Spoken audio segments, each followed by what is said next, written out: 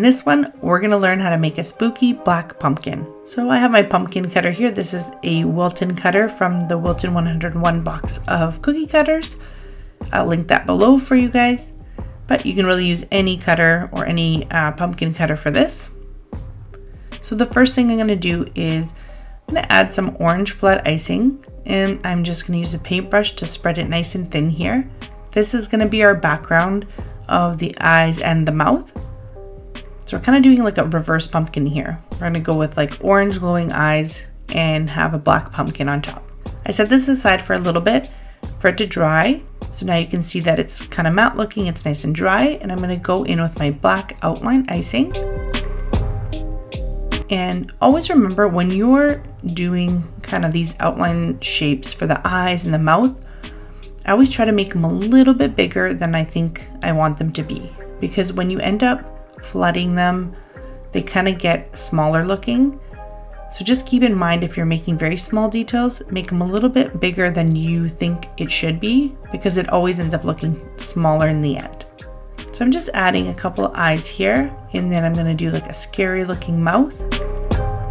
I'm just keeping my bag really close to the cookie so I have full control going back and forth. Now, there's a lot of up and down and kind of points here, so that's why I'm keeping it close, because if I lift my bag, those are very small lines, I'll run out of space. So that's the face. I want to make sure that everything ended up on that orange part. That's why I tried to cover as much of the cookie in orange as I could. And then I'm going to do the outline of the different sections of the pumpkin. So I'm going to do the middle first and then add the sides. And my outline is a little bit looser than normal.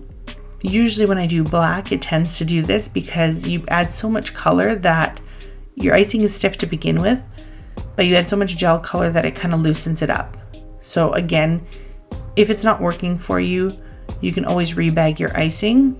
I tend to be lazy sometimes and I don't want to change it. I kind of know how to work with a little bit of a looser icing. Does it give me as crisp a design? Sometimes it doesn't. And if it bothers me a lot, I'll change it. But if it's working for me, then I'll just kind of go with it. And sometimes I think like, you know what, we'll see how far I can get without changing it. So here I've added all my lines, and those will be the different sections. I know it looks kind of crazy. You're gonna have to trust the process on this one. It'll all come together, I promise. And so this is the important part here. So we're gonna put our outline icing, little squiggles here. Now these are very small areas, so we don't want them to crater. We want them to stay nice and rounded and puffy. So I'm gonna add this thicker icing first and then flood on top so that it kind of supports the flood. Craters happen because the icing on the outsides, or any icing that's kind of touching the outline, dries a little bit quicker than the inside. And so what happens is the inside will cave in on itself. So this kind of helps prevent that collapsing in. So I usually do it, like I said, with my outline icing. I don't wait for it to dry. I just go in and flood right away because that works for me. Some people like to let it dry, so it's really up to you. And then I'm going in very carefully with light pressure. And the reason I'm using light pressure is because these are small areas. If I go in there and just squeeze my bag really hard, it's just going to come out and cover my outline, and that's not what I want. I want to make sure those sections stay nice and separate to get that real pumpkin looking, cookie look. And normally I like to cover my outlines as much as possible. So I'm going with my scribe a little bit to get all those little corners to make them nice and sharp. But I don't want to cover it too much on the sides because I want that separation. So that outline is going to give me those kind of separate sections of the pumpkin. So you don't want to cover them too much. If you cover it too much and you go to flood the other side, sometimes they kind of conjoin. There's still a little bit of a separation, but not quite that bumpy separation that I'm looking for. And one thing to keep in mind when you're making cookies is what your designs entail. So if you're doing smaller sections like this, and that's mainly your set of cookies, I would do like a thicker flood. If you're doing huge cookies where you're flooding the whole base, then I would do a little bit of a thinner flood so it settles on its own. But thicker floods work better for smaller areas because you have more control and you're not, flooding it and it's kind of just going everywhere. So you have more control that it's not seeping out of your bag really quickly. And you also have more control of the pressure on the bag. A little bit of pressure will give you a little bit more icing, but if you have really loose icing and you put a lot of pressure on your bag, then it's just going to come flying out. So there's a lot of little different things going into a set and to make it easier for yourself. And the more cookies that you make and you decorate, the more you'll figure out kind of what's your style and what you need to do to make your life easier. And so I'm just flooding opposite sections here. So notice I started in the middle and now I'm flooding the sides. And again, the reason for that is I want to dry these sections first before I flood the inside ones, because I want that separation. If I flooded everything at the same time, it would all kind of melt together and make one flat surface.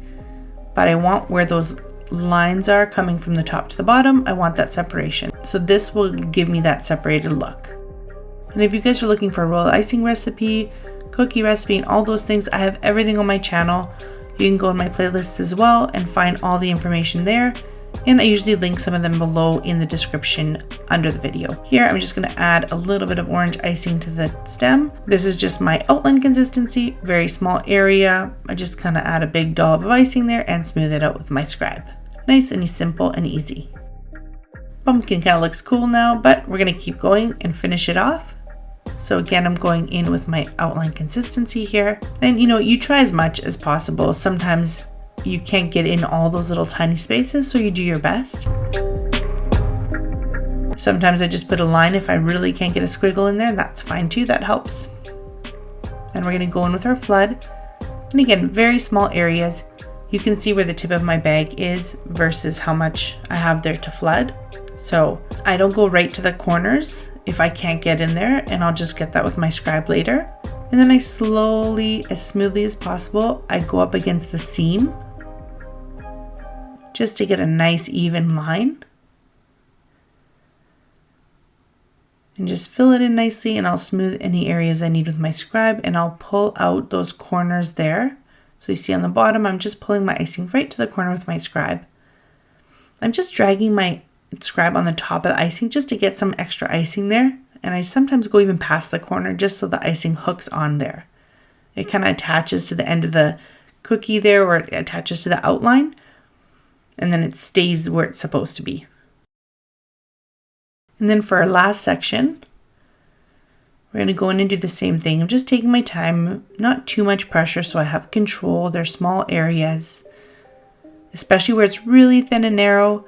I go really, really light pressure. I don't want to go over my outline and ruin, the design. And notice how the sides are kind of matte looking. They still have a shine, but not as much as the wet icing because those are crusted over. And so now when I flood these areas, there's a nice separation happening there. And once it's all dry, it'll kind of all look like the same matte sort of finish, but you'll have that nice separation.